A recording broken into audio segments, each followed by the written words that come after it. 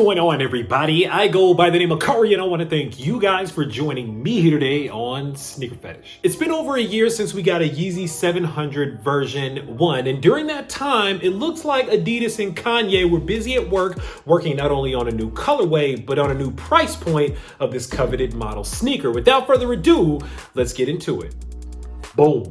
And there it is, ladies and gentlemen. This is the Yeezy Boost 700 version 1 Sun. It feels nice to have a Yeezy 700 version 1 back in hand again. Like I mentioned, it's been a while since we've seen a version 1. I believe the last one that we got was the carbon blue colorway. It was like that blue colorway. I forget exactly what the name was because it's been a little while. I normally don't do Yeezys on the channel anymore just because I felt like they were getting a little bit overkill, but thank goodness we took a little breather from Yeezys. We took a little breather for real from the 700, and now that we're back to the Yeezy 700 version 1, this sneaker reminds me of why we fell in love with this sneaker in the first place. The quintessential dad shoe that mixes fashion with functionality. Let's take a little deeper look. All right, guys, this sneaker is pretty simple. Starting with the upper here, you're gonna notice that this looks very, very similar to the Wave Runner. As a matter of fact, it is the Wave Runner. From what it looks like here, it looks like they took direct inspiration from if you took a Yeezy 700 version 1 Wave Runner, you stuck it in the sun and you just let it sit there, and maybe the way that it reflected off of the shoe, maybe the way that some of the colors of the sun shined on different portions of the shoe, maybe leaving it in the sun for a little while. We'll talk about that as well. All of those elements go into this new colorway with undertones of the Wave Runner colorway. So of course on the upper here, you're gonna get this really prominent yellow color. It's pretty much like a mustard yellow color, but there's different shades between the tongue and the quarter panels of the sneaker. Now what's really important here is the materials, and I'll tell you why in just a moment. But for now, it's pretty much the same materials as we're used to seeing in the Yeezy Boost 700 version 1. You get the really nice soft leather going down the eyelets of the sneaker here, moving down into the back portion of the quarter panels. And I mean, like, it's that same really, really soft leather. Very, very nice premium leather. Now backing up from that leather, you have that classic Yeezy 700, really nice padded mesh going around the collar of the sneaker. Moving down from there, you have that black, almost feels like nubuck, but you have that black smooth suede kind of interwoven throughout the quarter panels of the sneaker into the mud guards and up on the bottom of the eyelets, moving into the toe box. Very nice. Taking a top down look at the sneaker here, again, you get that Wave Runner aqua bluish greenish right here in the toe box. Along with that, you get those complementary turquoise colors on either side of the shoe. You get that sun yellow tongue offset with those two 3M little panels here stitched in on the top of the toe box and around the top of the tongue as well, and woven within that tongue and inside of those 3M patches here. Great laces on these. Now that's an interesting color choice. Not a surprising color choice though, because remember on the Wave Runners, we got those weird neon green lime laces and they work. So the gray laces to me actually worked. It makes it a very muted color that's not kind of the quintessential black that we would probably see on another brand of sneaker, but they went a little bit different with these, gave us gray, and the gray actually goes pretty well with the sun colorway. I like it actually. Moving back around to the lateral and medial side of the sneaker here. Now, what's interesting is that in this sun colorway, keeping in with this theme of the sun, you'll notice that you have kind of this peach looking midsole here. Now, what's more interesting is that not only is it kind of this peach looking colorway, but it's faded in certain areas, and that's to give off the impression that the sun is actually fading the paint on the midsole, like it's been sitting out in the sun for a really long time. Now, some people are calling it sherbet, whatever you want to call it, sorbet, whatever you want to call it. It's really, really nice. I like the color, and it's offset against those classic Yeezy 700 version 1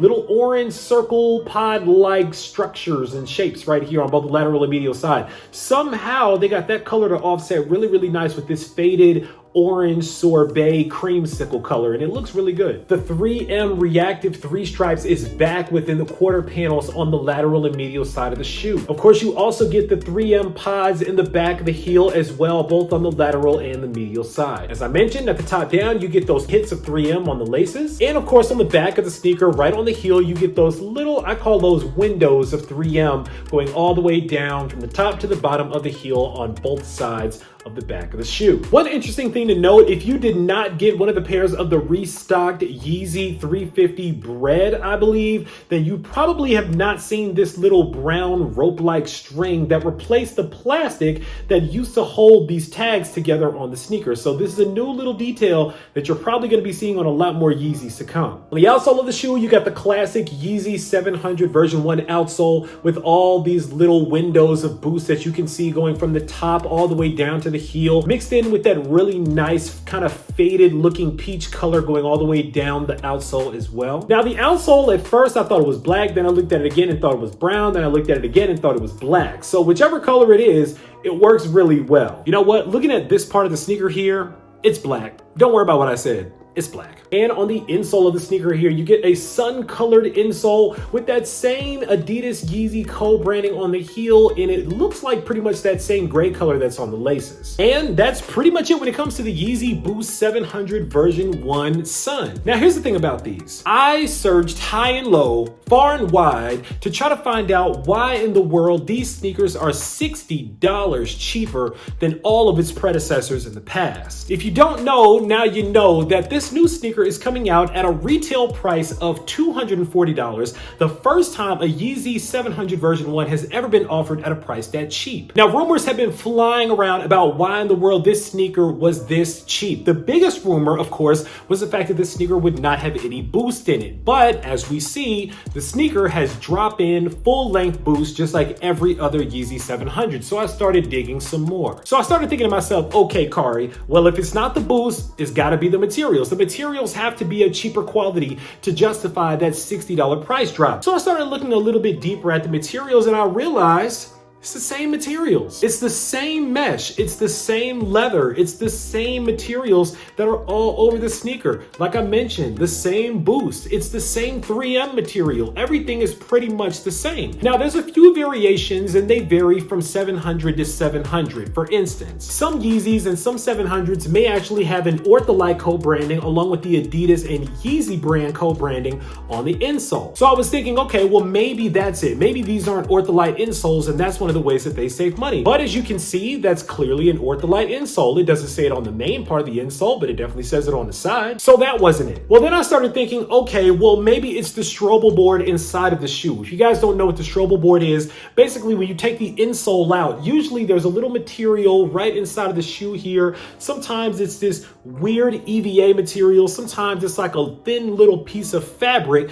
that basically protects your shoe from the main material that's cushioning the sneaker, in this case, Boost. But yet again, they've used EVA strobo boards on other versions of Yeezy 700s before, so that's not really new either. Then I was thinking to myself, okay, well, maybe it's the Boost itself. Maybe something happened with Boost and it's either cheaper to produce or it's cheaper for manufacturing, or something happened that made this sneaker cheaper to manufacture. And I think that may be more along the lines of why this sneaker is so much cheaper. Let me break it down a little bit. If you guys weren't aware, Adidas actually doesn't own or make Boost in any way. They actually licensed it in an exclusive deal that they have with a company called BASF. Now, BASF is a chemical company that pretty much makes polymers, rubbers, and plastics that go into literally anything that you can imagine around your house. As a matter of fact, on the website, they actually have a diagram that goes inside of a home, and literally anything that you click on in any room, BASF probably makes some sort of material that goes into something that you use in your home every day, including the material that goes into the cushioning in your sneakers. Now, I don't know if you guys also knew this or not, but it's a bit of a shady past when it comes to Boost and how all of that came about with Adidas. If you guys also didn't know, the founder of Puma and the founder of Adidas are actually brothers. So what ended up happening was that way back in the day, Puma actually was the first one to have the rights to use something like this new material with BASF. They were working on some designs with BASF, and somehow all of a sudden BASF backed out of the deal and went and signed an exclusive deal with Adidas to make Boost. A big lawsuit ensued that had to do with this technology and who really had the rights to use it. If BASF was possibly using that same type of materials and technology that they were using with Puma, now they were giving it to Adidas, and it was a whole big thing. Lawsuits cost money, and not only do lawsuits cost money, but around the time that Boost was coming out and Yeezy Boosts were coming out, remember Kanye was going on his big tirade about how in debt he was. Not only that, but he was coming out with so many different types of sneakers. I would imagine that it was a little bit difficult to manufacture all of those different shoes and to come up with a way to really automate a lot of the different pieces of the process that could potentially drive down the cost of the shoe. What do I mean? Think about when the Hyper Adapt first came out. You guys remember when the Hyper Adapt first came out and everybody hated the $720 price tag on that sneaker? It was in headlines everywhere. One of the main designers of that shoe, Tiffany Beers, actually was going on podcasts trying to justify the price of the sneaker. I was the dummy that went down to Atlanta and actually bought a pair of the sneakers and actually did the entire rollout that they did with the big demonstration in the store at the Nike store. But if you guys notice, as subsequent sneakers started coming out that utilized that same Adapt technology, Nike was driving down the prices. Why? Because they were finding more and more efficiencies to be able to produce sneakers with that technology in it at a much cheaper price. So it's not too far-fetched to think that a company can make the same technology or make even the same sneaker while finding new ways to manufacture it. Maybe they found new factories to make it at. Maybe they found a new process. Maybe they automated some pieces of the process. I don't know what they did, but what I do know is that now this sneaker is $240 and it's the exact same sneaker that we have been paying $300 for. So that actually makes me a little bit frustrated as a sneakerhead for a couple of reasons. Number one, the Yeezy 700 version 1 was kind of supposed to be an elevated sneaker. It was a status symbol, I'll admit that. It was a sneaker that said you got a little more money than a lot of other people do in the sneaker game. And let's be honest, a lot of people like wearing those little badges of honor on their feet to say, I have more money than you have. It's why people want to flex and stunt in a pair of off-white this or off-white that or really, really expensive sneakers. The sneaker industry, the sneaker game as a whole is based on flexing on other people. Because if you can't impress other people with your sneakers, what are you spending all that money for? So the 700 version 1 was kind of the Cadillac. It was the elevated version of the 700 series. You had the 700 version 2, that was just a piece of trash. Nobody liked that sneaker. Thank goodness it's not coming back again. Then you had the really cheap 700 version 3 that was only going for about $200. But to my point, because I still hate that silhouette, it used very inferior materials. It used screen door mesh instead of real mesh. There was no boost in it. It had those cheap plastic glow-in-the-dark cages on the shoe, but it was a good looking sneaker, so people were buying it up. Now, back when Kanye did an interview with Joe Rogan when the foam runner was getting ready to come out, or it might have already come out, he mentioned the fact that he actually was able to make the foam runner for $25 per pair in the United States. Now, if you guys remember, the foam runner was a shoe that was literally just made out of algae. There wasn't much to it, but it represented Kanye's vision and what he saw for sneakers of the future. Now, you think about that. The sneaker retailed for $75, but they were making it for $25. My goodness, if that sneaker were being made over in China, or if other brands, we won't mention them, were making that sneaker, they probably would figure out a way to make that sneaker for about $1 or $2 and then still sell it for $75. So with that being the case, and with Kanye still being 100% owner of the Yeezy brand, maybe he had enough juice in the game, maybe he had enough say in the game, and maybe he sold enough to make this a $1.5 to a $2 billion brand. They could go back to Adidas and call some of the shots and say lower the prices. Not to say that Adidas isn't still making a healthy profit margin, I'm sure they are, but they're also not price gouging like they used to. And honestly, I think that somebody at Adidas, possibly even Kanye or his team, were taking note of the fact that Yeezy 700 version 1s were sitting on shelves everywhere. Why were they sitting on those shelves? It wasn't that the colors were so bad. I mean, some of them were kind of bad, but that wasn't it. It was the fact that they were $300 and people were getting sick and tired of paying that much money for this shoe. Now, let me tell you what's going to end up happening with this shoe. This sneaker is going to sell out. Now, this is kind of the reseller portion of this video. This sneaker is going to sell out, and if you're one of those resellers that wants a really quick flip, you're going to make probably about $100 profit off of this sneaker when all is said and done. If you're one of those resellers that likes to hold on to your stuff, these sneakers are going to appreciate in value. These are going to go up. Why? Number one, they're a brand new colorway. A Yeezy 700 version 1 has not come out in quite some time. They kind of look like wave runners because they take design cues from that original colorway.